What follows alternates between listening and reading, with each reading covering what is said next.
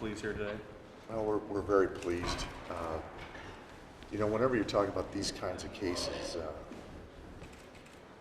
they're very emotional when you're talking about child death cases, particularly. I mean, both cases here we have, you know, the death of another human being, but sometimes it's even hard for everybody that's involved. It's just draining with regard to what you think about and those last moments of that little boy's life and the mother's life also. So, you know, we're very pleased that it worked out this way. I think justice is done.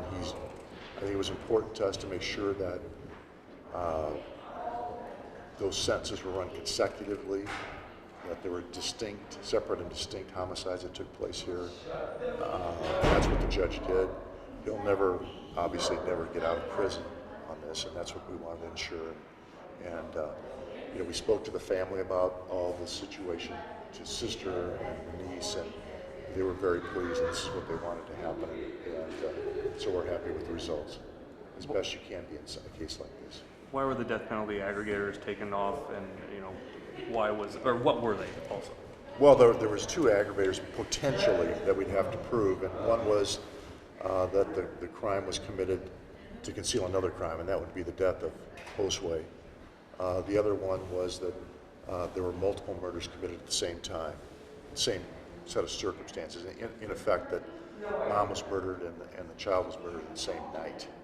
So those were the two aggravators. There's really a question as to what would happen with regard to the death penalty anyway.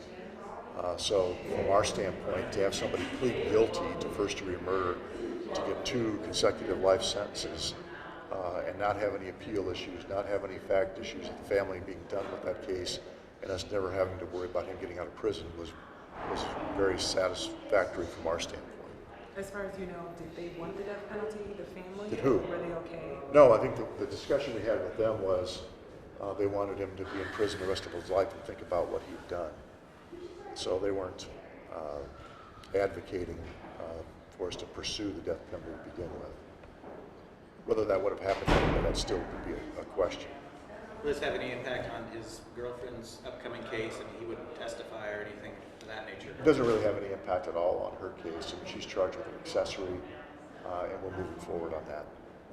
Through his attorney and through interviews, he seemingly has taken responsibility from the beginning. Do you agree that he was the only person that was involved in this? Well, he was the only person, when you say involved in this, I mean, obviously, we have a case pending against somebody else, so I really can't go there. But obviously he wasn't alone in things that occurred after the fact, or even as he was going out to throw his stepbrother off the bridge. But certainly he was responsible for what his part in this role, or his role in these homicides. Does it do something to you to have to keep reading that, you know, that part especially, with throwing a 5-year-old off a bridge? Oh, guys, these are the kind of cases that we've done, whether it's Amber Harris case,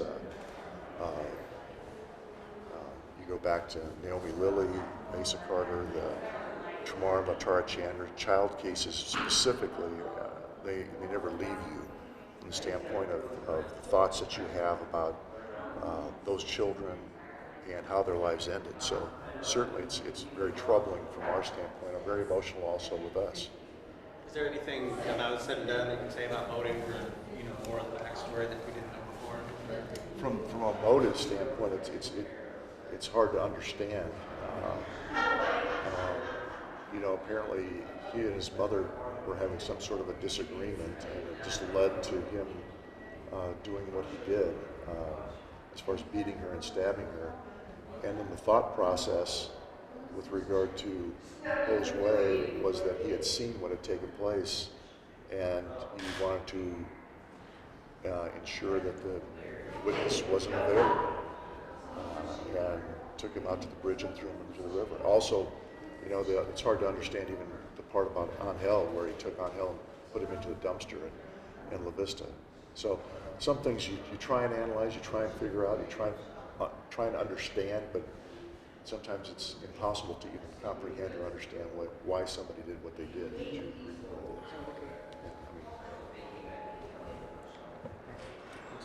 Sure.